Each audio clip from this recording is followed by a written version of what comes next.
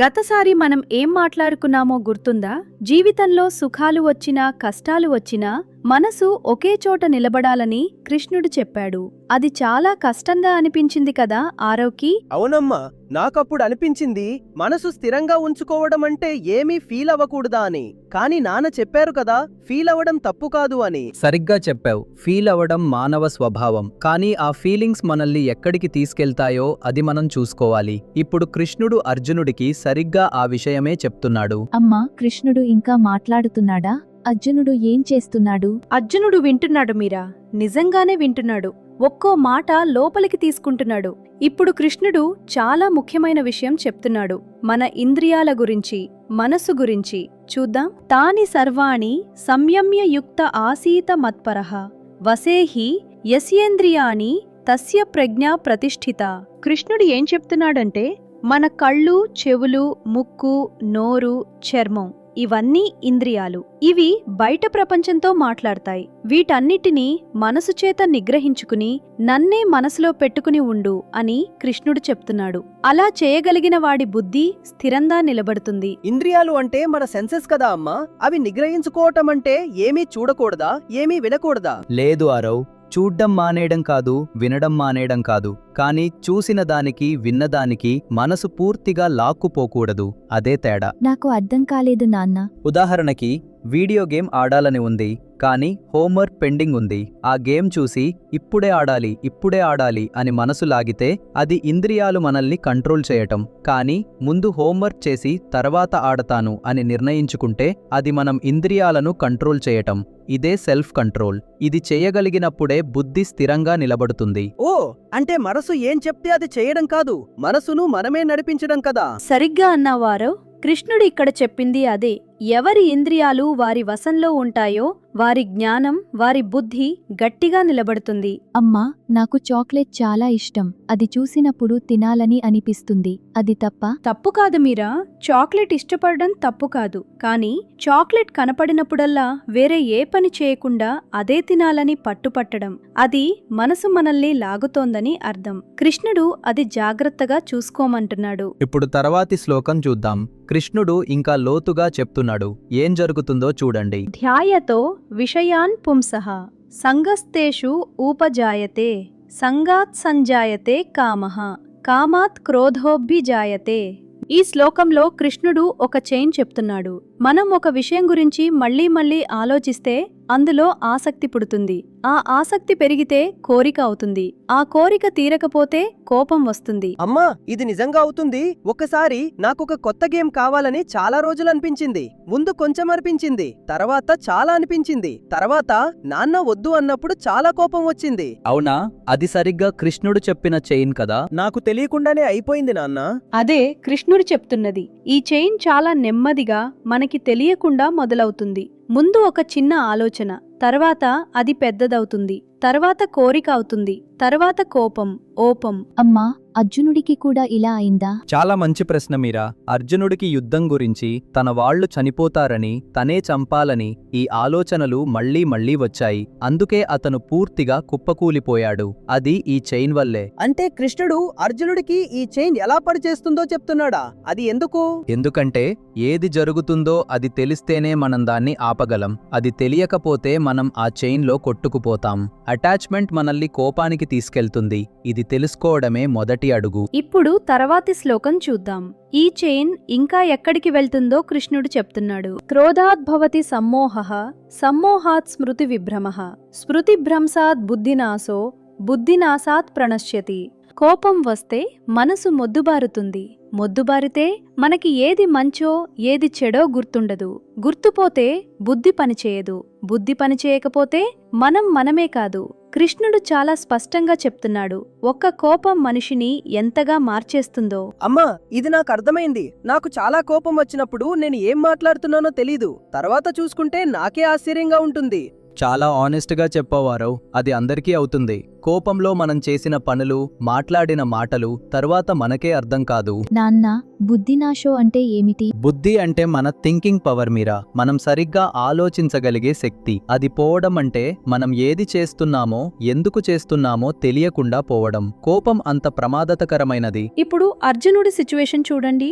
అతను బ్యాటిల్ ఫీల్డ్లో నిలబడ్డాడు. తన వాళ్ళను చూసి వారిపై అటాచ్మెంట్ వచ్చింది. ఆ అటాచ్మెంట్ వల్ల భయం, దుఃఖం వచ్చాయి. ఆ దుఃఖంలో అతని బుద్ధి పనిచేయటం ఆపేసింది. అందుకే అతను నేను పోరాడలేను అని కూలిపోయాడు. అంటే కృష్ణుడు అర్జునుడికి నీకు ఏం జరిగిందో చూడు అని చెప్తున్నాడా? సరిగ్గా మొదట అర్థమైతేనే మార్పు సాధ్యం. కోపం వచ్చినప్పుడు మనల్ని మనం కోల్పోతాం. ఇది తెలుసుకోవడమే జ్ఞానం. ఇప్పుడు చూడండి, కృష్ణుడు ఇక్కడ ఆగడు. ఈ చైన్ నుండి బయటపడే దారి కూడా చెప్తున్నాడు. రాగద్వేష విముక్తైస్తు విషయానింద్రియైశ్చరన్ ఆత్మవస్యైర్విధేయాత్మ ప్రసాదమధిగచ్చతి. ఇప్పుడు కృష్ణుడు చాలా అందమైన విషయం చెప్తున్నాడు. ఇంద్రియాలతో ప్రపంచంలో తిరగటం తప్పు కాదు, కానీ రాగమంటే చాలా ఇష్టపడడం, ద్వేషమంటే చాలా అయిష్టపడడం, ఈ రెండూ లేకుండా తిరిగితే, మనసు మన వశంలో ఉంటే అప్పుడు ఒక ప్రశాంతత వస్తుంది. ఆ ప్రశాంతతే అసలైన శాంతి. అమ్మా, రాగం ద్వేషం లేకుండా అంటే ఏమీ ఇష్టపడకూడదా?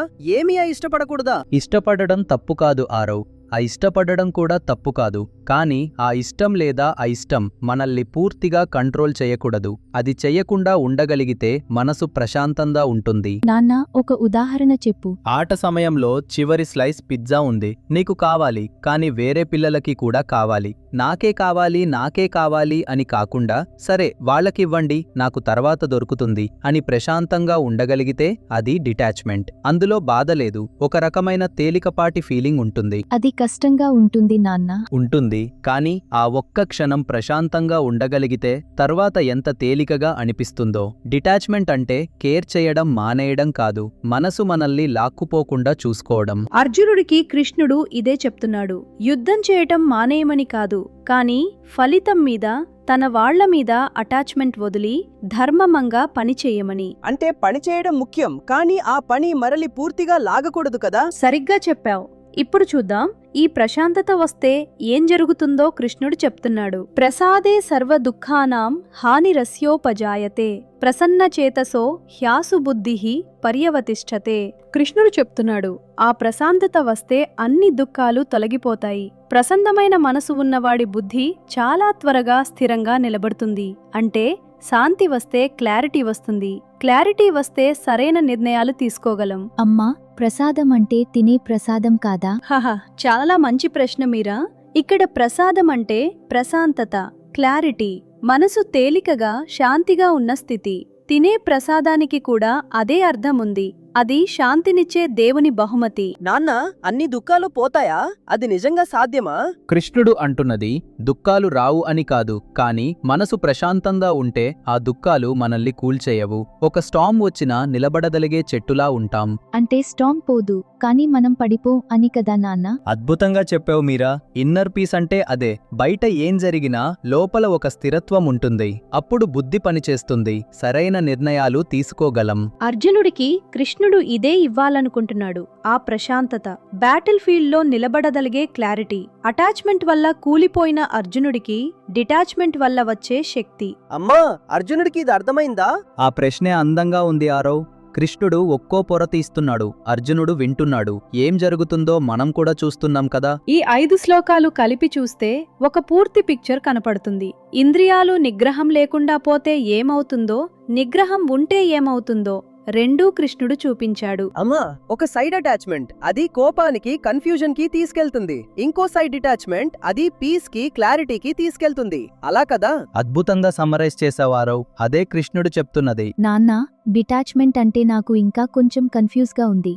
అది కేర్ చేయటం మానేయటం కాదు అన్నావు కదా, మరి ఏమిటి? చాలా మంచి ప్రశ్న మీరా. నువ్వు నీ ఫ్రెండ్ని కేర్ చేయవచ్చు, వాళ్ళకి హెల్ప్ చేయవచ్చు, కానీ వాళ్ళు నీతో ఆడకపోతే, నీకు కోపం వస్తే, రోజంతా బాధపడితే అది అటాచ్మెంట్. వాళ్ళని కేర్ చేసి, వాళ్ళ డిసిజన్ యాక్సెప్ట్ చేసి నువ్వు ప్రశాంతంగా ఉంటే అది డిటాచ్మెంట్. కేర్ ఉంది, కానీ కంట్రోల్ లేదు. ఓ, అర్థమైంది. కేర్ చేయడం కానీ రిజల్ట్కి అతుక్కుపోకపోవడం. మీరా, అది చాలా బాగా చెప్పావు. ఇదే కర్మ అనే మాటకి కూడా కనెక్షన్ ఉంది. మనం పని చేయాలి, కానీ ఆ పని ఫలితం మన చేతుల్లో ఉండదు. అందుకే ఫలితానికి అతుక్కుపోకుండా పనిచేయడం నేర్చుకోవాలి. అమ్మా, అర్జునుడికి ఇది నేర్చుకోవడం చాలా కష్టంగా ఉంటుంది కదా. అతను తన అన్నదమ్ముల గురించి, గురువుల గురించి చాలా కేర్ చేస్తున్నాడు. అవునారావు, అందుకే కృష్ణుడు ఇంత పేషెన్స్తో ఒక్కో అడుగు చెప్తున్నాడు. కేర్ చేయడం తప్పు కాదు, కానీ ఆ కేర్ వల్ల మనసు కోల్పోకూడదు. అదే అర్జునుడు నేర్చుకోవాల్సింది, అదే మనం కూడా నేర్చుకోవాల్సింది. ఈరోజు కృష్ణుడు చెప్పిన మాటలు ఇవి అర్జునుడికి మాత్రమే కాదు, మనందరికీ. ప్రతిరోజు మనకి చిన్న చిన్న అటాచ్మెంట్స్ వస్తాయి. ప్రతిరోజు మనం ఈ చైన్లో పడతాం, కానీ తెలుసుకుంటే మెల్లగా బయటపడగలం. ఇప్పుడు మనం చూసిన ఈ శ్లోకాల తర్వాత కృష్ణుడు ఒక చాలా గొప్ప విషయం చెప్తున్నాడు. స్థిరమైన బుద్ధి ఉన్నవాడు ఎలా ఉంటాడో, ఎలా మాట్లాడతాడో, ఎలా నడుచుకుంటాడో ఆ మనిషి పోర్ట్రేట్ పూర్తిగా చెప్తున్నాడు. అంటే ఒక పూర్తి డిస్క్రిప్షన్ ఇస్తాడా? ఆ మనిషి నిద్రపోయేటప్పుడు కూడా ప్రశాంతంగా ఉంటాడా? కృష్ణుడు అర్జునుడికి చెప్తున్నది, నీళ్లు మిండిన సముద్రంలో నదులు వచ్చి కలిసినా సముద్రం ఉన్నట్టే ఉంటుంది. అలాంటి మనిషి గురించి ఆ ఇమేజ్ మనసులో ఉంచుకో. అమ్మా, సముద్రం లాంటి మనిషి అంటే ఎంత అందంగా ఉంటుంది.